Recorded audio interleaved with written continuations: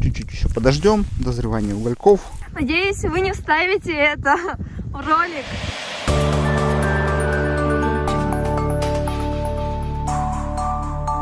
Добро пожаловать, уважаемые подписчики. С вами опять Пономарев Михаил, работник исторического парка «Россия. Моя история». И мы сейчас находимся на реке Лени. И мы продолжаем нашу рубрику «Музей уже осенних рецептов». И мы будем ловить рыбу. Ну, не просто будем ловить, а именно будем реконструировать ловлю рыбы именно в каменном веке. Мы будем делать крючки. И начинаем с утра мы будем делать из кости. И, конечно, используем современные инструменты. Мы не будем тратить очень много времени, делая древние инструменты. Ну, люди тогда пилой пользовались. Ну, пила была костяная, конечно. Пилили кость костью, пользуясь песком, абразивом. А мы будем просто распиливать.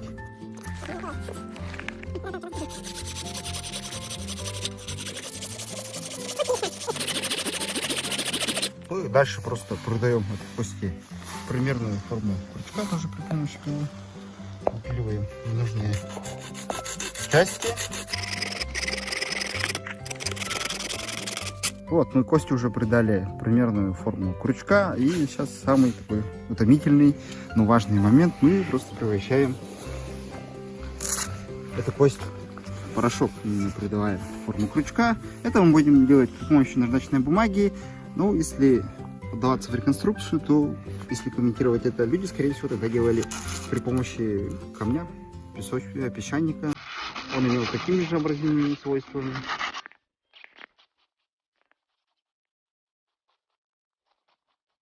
В каменном веке крючки именно выглядели вот так. Ну, из кости делались, активно использовались, судя по находкам археологов. Уже начинаем привязывать крючок к леске. Ну, конечно, в древние времена наши предки использовали, как сказать, жилы животных, либо конский волос. Но это очень трудно и времязатратный процесс. И из-за этого мы, конечно, у нас световой день уже стал коротким. И из-за этого используем обычную леску. Ну, все равно будет аутентично. И, главное, процесс ускоряется.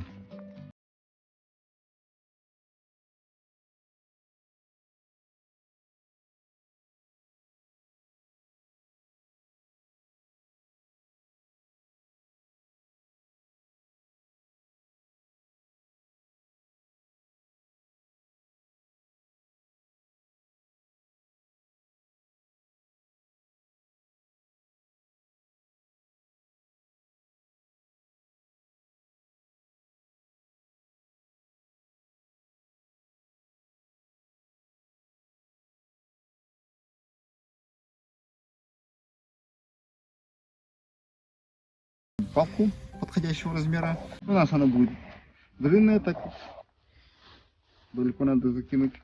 Просто привязываем. А наживку мы будем использовать обычный червяк, которым все с детства очень хорошо знакомы, дождевой червь.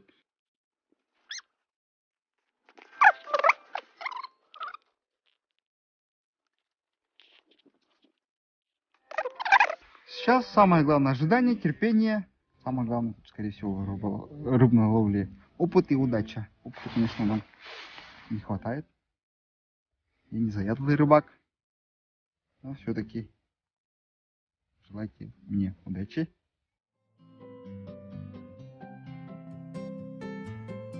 Ловили рыбу.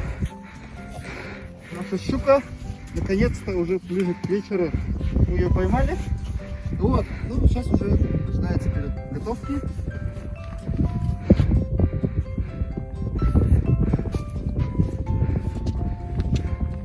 Вот наш улов. Разожгли костер и уже приступаем к готовке.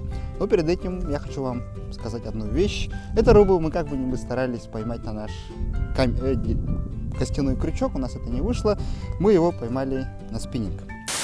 Как будто. Не, наоборот, ее достать надо оттуда. Ага. Ну, все-таки мы в этой рубрике показываем вам рецепты. Рубрика так и называется. Музей осенних рецептов. И таким образом мы уже по пути распотрошили рыбу. И сейчас приступаем к готовке. Готовка у нас будет осуществляться следующим образом. Мы рыбу запечем внутри глины. Ну, глину мы заранее заготовили, взяли его на берегу, где есть глина. А сейчас мы его засолим и попытаемся приготовить. Ну и приступаем. Рыбу мы от чешуи чистить не будем, так как чешуя будет служить, как сказать, защитным слоем. Ну, солим на глаз по вкусу. Если хотите, конечно, повторить этот рецепт, можете по вкусу поперчить, добавить разные специи. Это уже на ваше рассмотрение. Но мы сейчас будем попытаемся сделать, скажем, аутентично. Более-менее, как готовили наши предки. Хорошенько натираем солем. Соли жалеть не надо, рыба большая. И через чешую, через кожу и кожу рыбы соль пропитается не так активно. Рыба пропитает сколько ему надо.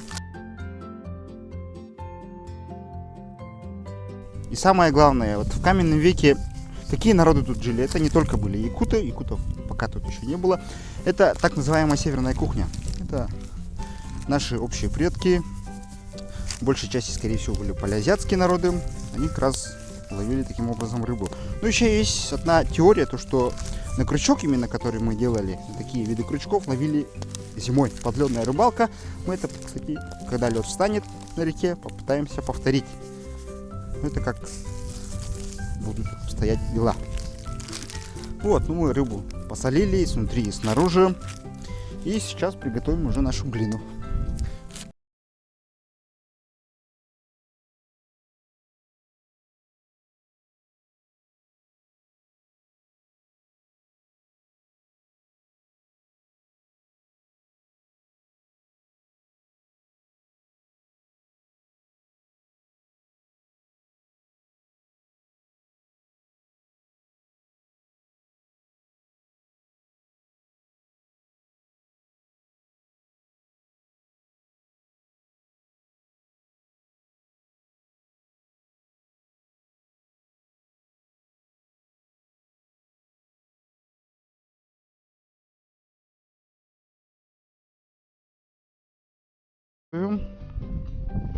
Его нужно много, 2 слоя мы должны навернуть рыбу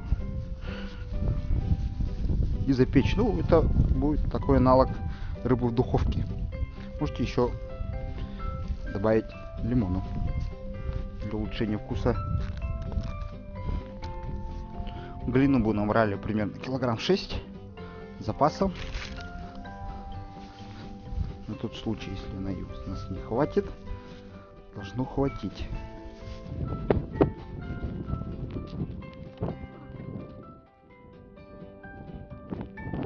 Вот, мы уже приступаем, как сказать, обволакивание рыбы грязью. Вот столько, надеемся, хватит. Мы точно сами не знаем. Делаем это первый раз вместе с вами. Это уже и сам эксперимент.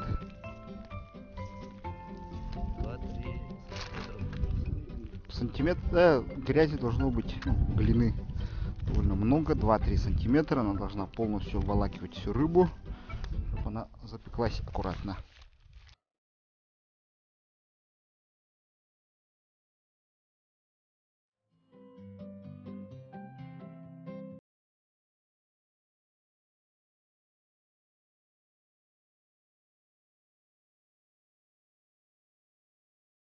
Скорее всего, так можно приготовить большинство видов рыб. Если рыба маленькая, легче будет его грязью покрыть, так скажем. Ну, конечно, нельму большую невозможно так сделать. Это будет очень трудно. Ну, как невозможно. Можно сделать, но придется больше сил потратить. И костер должен быть большой. Рыба должна полностью вмещаться в угольки. И как раз у нас уже вот почти дозрели угли. Итак, дорогие телезрители, у нас костер догорел, дошел до правильной кондиции, так скажем. Угли готовы. Ну, убираем лишние деревья, сильно далеко не убираем. Мы их еще раз будем использовать повторно. Вот красные, так скажем, малиновые угли, то, что нам надо. В них и будет запекаться у нас рыба. Огонь горячий. И вот. Как мы будем делать? Положим нашу рыбинку. Она у нас длина отходит в некоторых местах, конечно. Потяжелела килограмм на 2. Кладем на угли. Хвост у нас пусть прогорит, он вышел.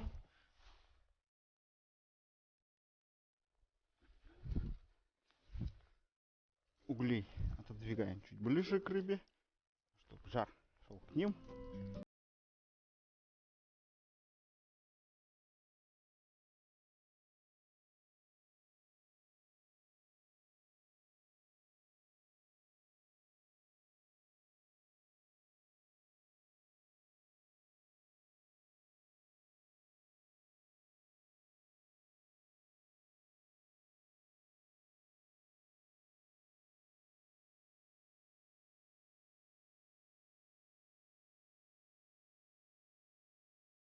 Посмотрим, что получится.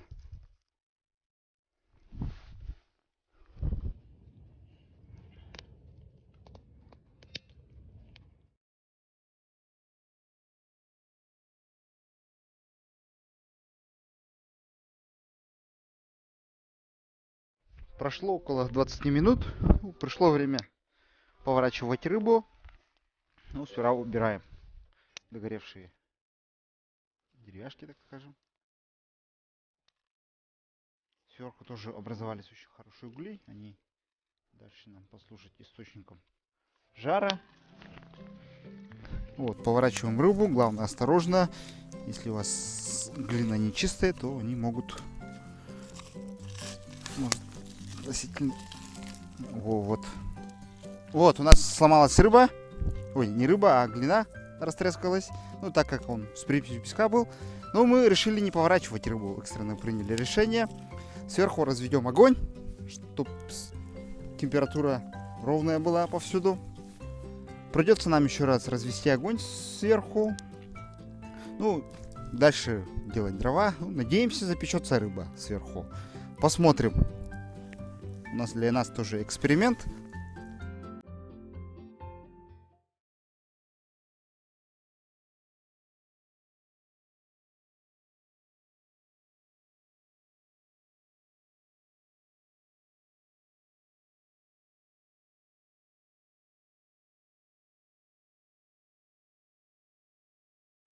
Прошло около 45 минут. Дождались, надеемся, как мы думаем, до приготовления рыбы. Ну, час истинный. Посмотрим.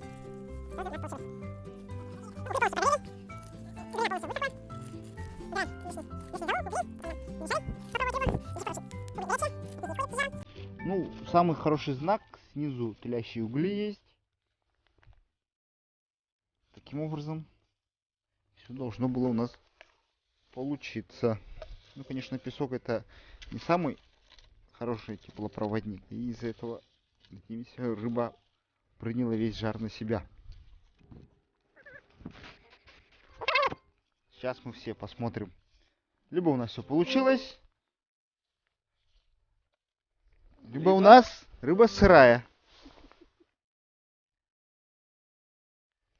Вот, ну, самое главное, рыба у нас приготовилась. Это очень хорошо. Как мы видим, глина отлипает активно и очень хорошо. Она должна была отлипать как раз вот вместе с кожей. Должно было.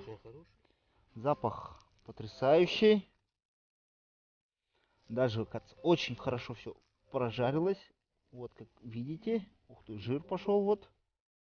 Спинная часть. Тут, так как был жар сильный, вот суп пошел. Рыбий. Сока очень много, рыба сочная получилась. Видите? Напоминаем еще раз, это щука. Ну и момент истинный. Пробую.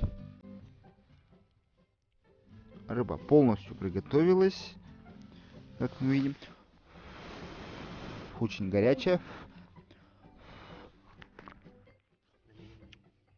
Как раз идеально посолено. Соль чувствуется. Мы прогадали солью. Хорошо, что добавили чуть много. Ну, очень напоминает запеченную щуку.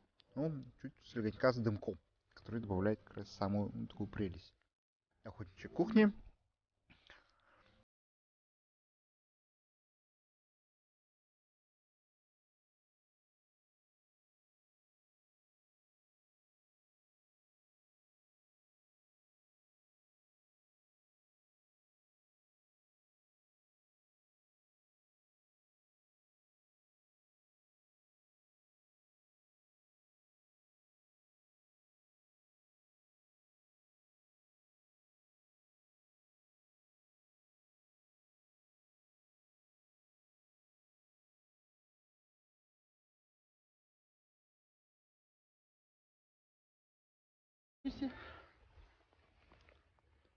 Его взяли так в глину, вытовали, да, потом, когда отрываешь, она уже вместе с кожей, с чешуей отходит, да? Да, особенно.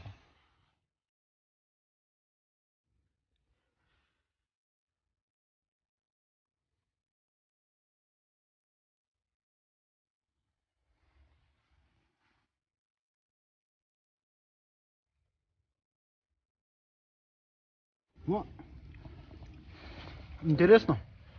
Интересный способ приготовления, конечно. Впервые такой вижу. Впервые такой вижу, такой способ приготовления. Но очень вкусно. Очень вкусно. Соли хватает. Сюда бы еще лимончика бы сверху. Было бы ох. Да, и так тоже хорошо.